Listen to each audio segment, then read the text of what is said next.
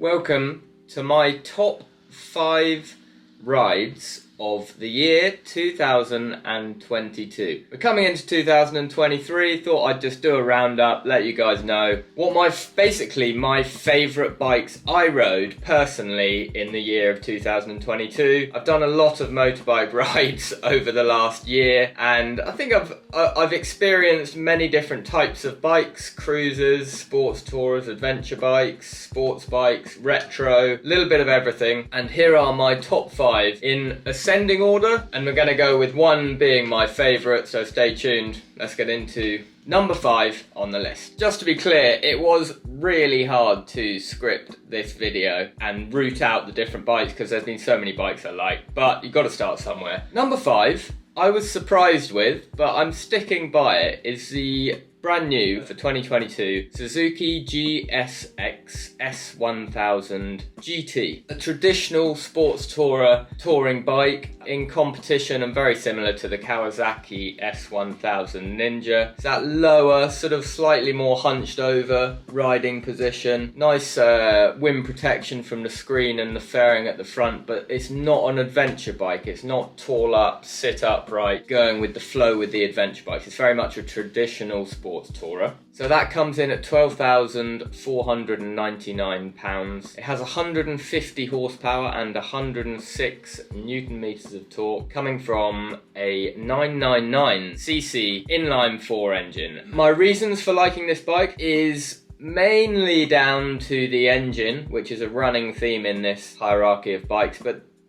I was blown away by that. It's the first time I've ever ridden a GSX motor from Suzuki, and it was just so much fun. Creamy smooth, the delivery of power was brilliant. Along with that, the updates to the bike, so the TFT screen I thought was really nice and functional. I really enjoyed the wind protection. Also the riding position, that traditional sports touring riding position of being slightly lower down and hunkered over, slightly more sporty a ride. It was just a sweet bike and thoroughly enjoyed that. So that's number 5.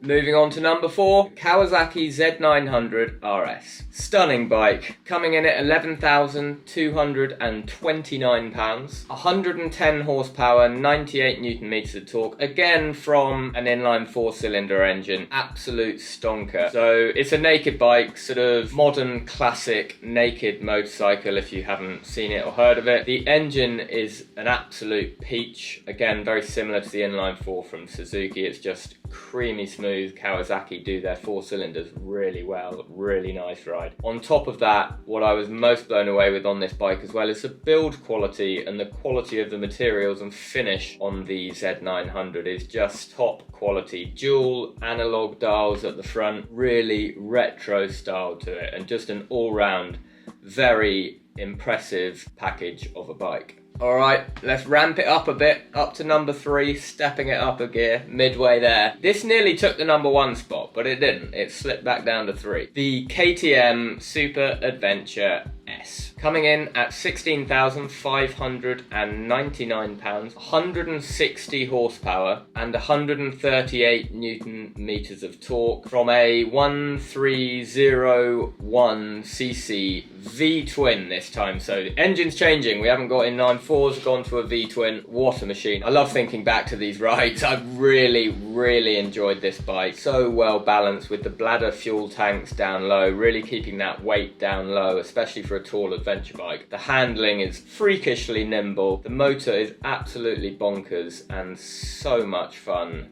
to ride. Also, you've got that tech there, so you have the radar guided cruise control. I mean, you have all the amenities of a modern adventure bike with the technology, the wind protection, the heated grips, heated seats. It's just such a great package, and that is just an absolute riot to ride as well. I was really impressed with that bike. It really nearly took the number 1 spot. The reason it didn't take number 1 spot is genuinely, I know it sounds like a bit of a cliche, but because I think it's almost too much fun. I would genuinely worry about losing my license if I owned that bike, because it's just so much fun and so easy to just ride like a madman. I think it's a little bit too much, but yeah, I felt mighty impressive bike to ride. Okay, let's knock it up. We're in a number 2 spot now. What do we have? The Harley-Davidson Low Rider S. Coming in at £19,395, 105 horsepower, 168 newton meters of torque. Near enough a 2-litre V-twin again engine. So brand new for 2022, Harley have done the Low Rider S and the Low Rider ST with the fairing at the front. Again, obviously love this bike. It's got the number 2 spot. It's got that Harley-Davidson cool, sort of slightly menacing, badass vibe about the bike. Thoroughly enjoy that. The standout feature of the bike is just that engine. As I explained when in the test ride, it's when I ride a cruiser, I don't know if you know what I mean, you're constantly looking for that torque band. There's a lovely meaty torque band on most cruisers. You could just sit there and roll on, and you could just got that power spot, which is nice. This Low Rider S with the 117 Milwaukee engine in, just seems that torque band is just everywhere. You've got that sweet spot on that engine just everywhere. It's an absolute joy to ride. Along with that, it's not a sports bike handling wise, but for a Harley and for a cruiser, I thought the handling was actually quite impressive. You're slightly more tucked up angle on your legs. You got a nice sort of quite aggressive, badass style riding position, and you can dip it into corners and have a bit of fun with it on the twisties. So for a Harley, it just embodies everything I want from a Harley-Davidson, and the experience, the overall experience of riding the bike, just every time you turn it on, that engine firing up that huge V-twin is just a really special occasion. Yeah, although a very expensive bike, so yeah, it's number 2 on the list. That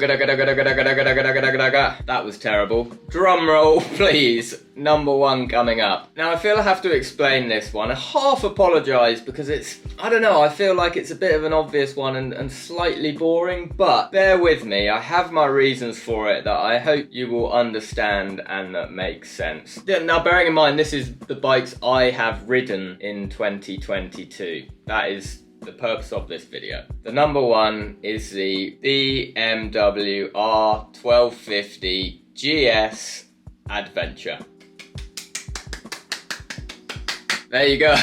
Sorry if that is a bit of a letdown, and I can see why some people might think, oh, come on, the GS, that's a bit boring, but it's the first time I've ever ridden the GS this year, and just going off my memories of riding it and experience of riding it, I had pretty much the best time on that bike. I just absolutely loved it. Now, starting at £16,360, they're not the cheapest bike. Power figures, you've got 136 horsepower, 148 newton meters of torque. I think that's great power range actually. I don't think people don't mention that enough. I think the torque figure and the brake horsepower figures being relatively high and quite close together, excuse me, as well, give it a really nice feeling to the engine. The Boxer Twin from BMW. My reasons for it are unique. So, I had 3 bikes at the top for my number 1 spot. It may sound a bit strange, so it was the BMW R18, nearly took the top. Stunning cruiser. Also, bit of a curveball, it was the Triumph Scrambler 900. I just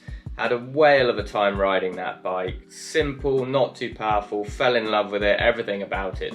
The sort of scrambling vibes, the cruiser pop from the exhaust, the looks of the bike, the character, everything. Neither the R18 or the Scrambler had the practicality, the everyday use, or the touring capabilities that I also like in a bike. If you marry those 2 bikes together, you get the Boxer Twin, you get the sort of off-roading, well, much more off-roading capability than the Scrambler 900 in the BMW GS. The BMW GS are reliability, the wind protection, the technology, the character from the Boxer Twin engine, the tele-leather suspension, which is just really impressive riding on the road. I found that so confidence inspiring and comfortable on the road. The handling with the Boxer Twin just down below, you can just sort of pivot over that weight from left to right. It's absolutely gorgeous. The whole BMW experience mixed up in that GS is just did it for me. I would absolutely love, can't believe I haven't yet, to go on an adventure on that bike in some far-flung place. I don't know why I'm apologising, that is the one I would like, but it just feels a little bit boring. You're probably hoping for a bigger crescendo than that, but yeah, really thoroughly enjoyed riding that bike. There it is, guys, there's the list, my top 5. Hope you've really enjoyed watching the channel in 2022. Lots planned for 2023, lots of bikes I'm very much interested in riding in 2023 for sure. May do a video on that of the top 5 I'm looking forward to riding. See how this vid goes, if you guys are interested in it or not. But yeah, wishing you a great start to the year in 2023, and get out there and test ride plenty of bikes and keep on riding. Stay happy. See you in the next video. Ciao bella.